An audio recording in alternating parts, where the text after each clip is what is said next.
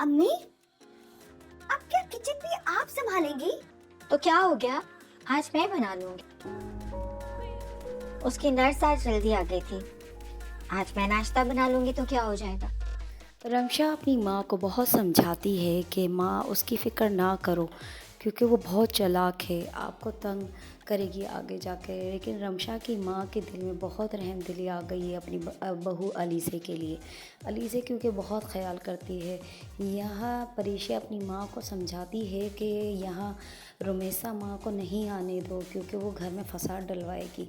तो ज़ुबैदा उसको समझाती है कि तुम इस घर से दूर रहो, अब तुम्हारी शादी हो गई है, ये फ़ैसले मैं ख़ुद करूँगी।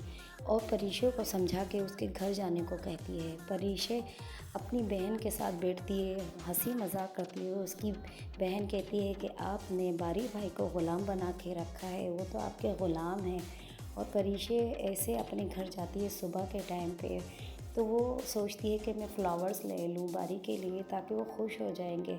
तो वो फ्लावर्स ले लेती है रास्ते से, और बारी खूब बड़बड़ा रहा होता है तैयार होते हुए। तो ये परीशा पकड़ लेती है उसको और कहती है कि तुम अपनी सास के लिए ऐसी बातें कर रहे हो कि उन्होंने मुझे रोक लिया, पर ऐसी कोई बात नहीं है।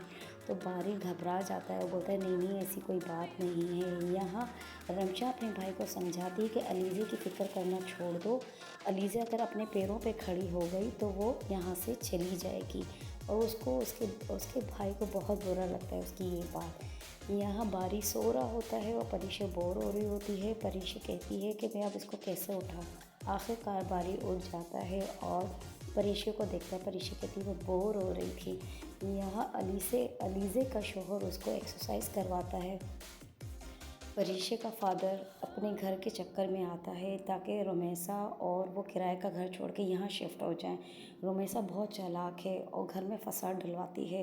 रुमेसा ने ज़ुबैदा को बोला कि मैं अपनी सास के कमरे में शिफ्ट हो जाऊँगी, क्योंकि वो बड़ा कमरा है और तुम्हें कोई ज़रूरत नहीं है उस कमरे में इबादत करने की।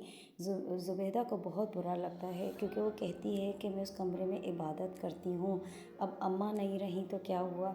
लेकिन पर उसकी कोई सुनता नहीं है। यहाँ अलीज़ा अपने शौहर के साथ बैठी होती है और एक्सरसाइज सीख रही होती है। वहाँ बारी अपनी बीवी के साथ हंसी लम्हात में बैठा होता है और चाय पी रहा होता है और खूब अच्छी अच्छी बातें करता है।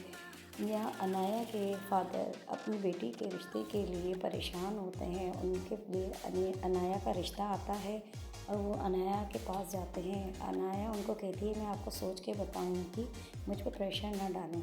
इधर बारी की दावत होती है शादी की, तो उनके फादर उनके साथ नहीं जाते, वो किसी काम से निकल जाते हैं। बारी परीशा को देखकर हैरान हो जाता है। उसकी खूबसूरती उसको इतनी अच्छी लगती है, वो उसी को देखता रहता है।